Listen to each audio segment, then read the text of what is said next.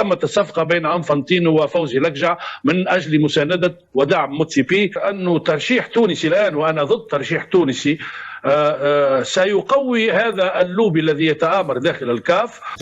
بلاص محمد الروراء وقدر سيتي يعني داروا استراتيجيه. انا خطره سمعتو قال سيتي استراتيجيه تاع الدوله باش نلحقوا لاكاف. السلام عليكم ورحمه الله وبركاته. معكم اخوكم بوسلام من قناتكم وقناتنا بوسلام برو. معكم اخوكم بوسلام، واليوم عندنا فيديو جديد. تخيلوا معايا نظام الجزائري غير فمو ما قال اخوتي، ما بقينا فيهم والو في هذا النظام ديال الجوج دراهم، ما تنفهموا فيهم والو لانه معيقوا بزاف. تخيلوا معايا القجع عندنا، القجع تركنا، الكاف حاكمين المغاربه، ما بغاوش يخليونا ندخلوا. فين هو صادي، فين هو موتسيبي، فين هو انفانتينو، المخزن لوبي المخزني. اخوتي راه بزاف هاد الناس، راه اخوتي راه ما تيحملوش شي حاجه سميتها المغرب، راه اخوتي عندهم عقد كبير، حق كبير من المملكه المغربيه الشريفه اللي غادي تبقى احسن منهم، وغادي تبقى احسن منهم 100%. خليكم مع الفيديو نرجع من بعد ان شاء الله. دار عهده واحده يعني انتقلنا من النقيض الى النقيض. تعددت مصادر صناعه القرار في الاتحاد الافريقي مع احمد، وبالتالي كانت فرصه للمغرب حتى يسيطر على الكاف، على ليس على المكتب التنفيذي وفقط، ليس بلعبه اللوبينج، ولكن حتى على المديريات يعني متواجده في مصر، ولا على اللجان. يعني وين تروح تسيب عده يعني ناس من المغرب في المديريات وفي اللجان. المديريات هي اللي تعمل لي ولا لي ديجار في مصر، اللجان هم المنتخبين. سي فري كو رؤساء اللجان هم الاقوياء، المكتب التنفيذي هو القوي، ولكن حتى اداره الكاف كيكون عندك اليوم متحكمين فيها ناس من نفس يعني من نفس البلد ديالك، تكون عندك يعني ترافيك دانفلونس، تاثر على الناس بالقرارات. احنا في وقت سابق محمد الروراء كان قوي بعيسى حياته، ولكن الخطا اللي درناه ما دخلناش لي زاجير في وقته في اداره الكاف ولا في اللجان القويه، عدا المرحوم بلعيد لاكان اللي كان مون في الكوميسيون داربيتراج. يعني هما في 2017 طلع فوزي لقجع بلاص محمد الروراء وقدر سيتي يعني داروا استراتيجيه. انا خطره سمعتو قال سيتي استراتيجيه تاع الدوله باش نلحقوا لاكاف ولاو الاتحاد الافريقي. باقي بن مسعود المحلل والناقد الرياضي التونسي هنالك من تونس الشقيقه، اهلا وسهلا بك كابتن. اهلا وسهلا بك ولا بكل متابعيكم في الجزائر وفي الوطن العربي. حديثنا عن ترشح موتسيبي وعن اللعبة وكيف تدار في دهاليز الاتحاد الافريقي لكرة القدم، عن نية آني أبو ريدة الترشح بدعم من فوزي لقجع، عن نية ايضا ورغبة حقيقية من وليد صادي للترشح عن طريق او عن منطقة شمال افريقيا في ظل شغور منصب رئيس الاتحاد التونسي لكرة القدم. انت ملم بخبايا الكاف وايضا بدهاليزها، اعطيني قراءتك في ظل هذه المعطيات العديدة.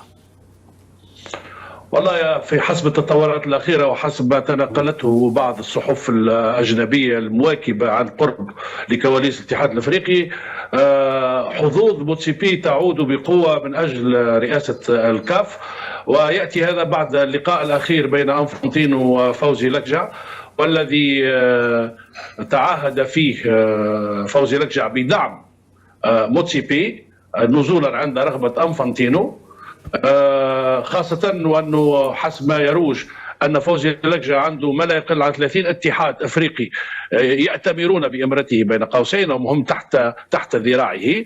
وتمت هذه الصفقة في مقابل طلبات تقدم بها فوزي لقجع، وهو أن تحتضن المغرب، وهذا نتمناه نحن كعرب وكافارقه، أن تحتضن المغرب نهائي كأس العالم 2030، وأن يكون الأمين العام للاتحاد الأفريقي يكون مغربيا.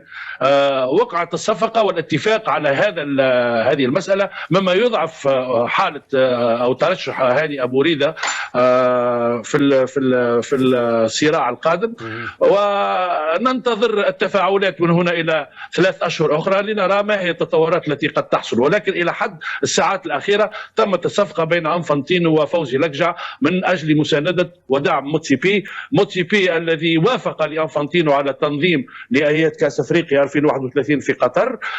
موتسيبي الذي في حسب آخر تقارير في الجمعية العمومية في عهده تكبدت الكاف عجز مالي ب 25 مليون دولار، ورغم ذلك يتم التعهد ويتم الاتفاق على تجديد العهدة لموتسيبي ودعمه نزولا عند رغبة وشهوات أنفانتينو. كابتن، أنت لك قراءة بخصوص ولوج وليد صادي في هذه اللعبة كمترشح لعضوية المكتب التنفيذي، وقلت الكثير من الكلام الإيجابي في الإعلام التونسي. ما الذي دعاك؟ ما هي المعطيات والمؤشرات التي بنيت عنها طرحك؟ قلت أن وليد صادي سيزعج بعض اللوبيات المتمركزة في دهاليز الحكم في الاتحاد الإفريقي. هذا مؤكد باعتبار أنه ترشيح تونسي الآن، وأنا ضد ترشيح تونسي، سيقوي هذا اللوبي الذي يتآمر داخل الكاف ويضعف الشق الآخر.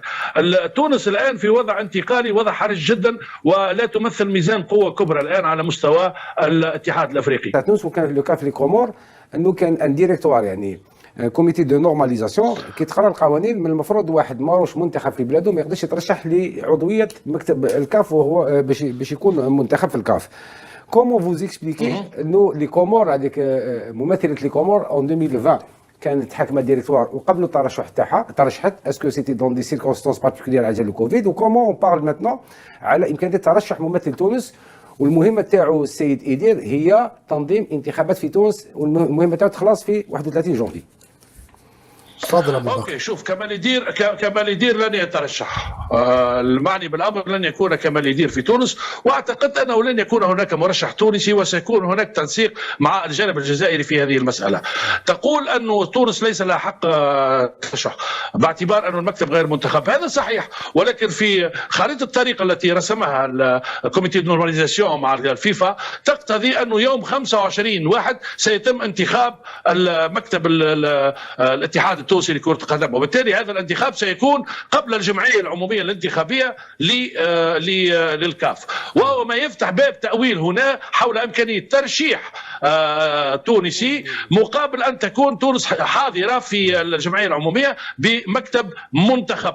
وإذا لم يتم هناك لا يتم انتخاب مكتب في ذلك الموعد، معناه يمكن أن يكون 2 مرشحين تونسي وجزائري ويبقى الجزائري وحده. ولكن أنا مع ذهاب تونس مباشرة من الآن، وهذا قلت حتى في الإذاعة التونسية، في مساندة المرشح وليد الصادي.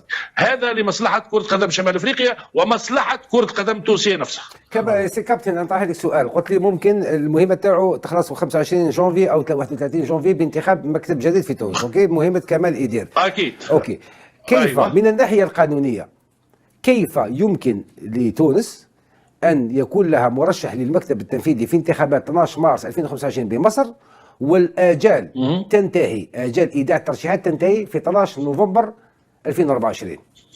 كيف؟ لأن الحالة استثنائية، وهذا الموضوع والسؤال نفسه طرحته على بعض الأخوة في كوميتي نورماليزاسيون. الحالة التونسية حالة استثنائية. مرحبا بكم من جديد خوتي خواتاتي، اتمنى ان الفيديو يكون عجبكم. ما تنساوناش بالاشتراك وتفعيل الجرس، لايك منتشر الفيديو، تعليق محفز، وشكرا لكم بزاف.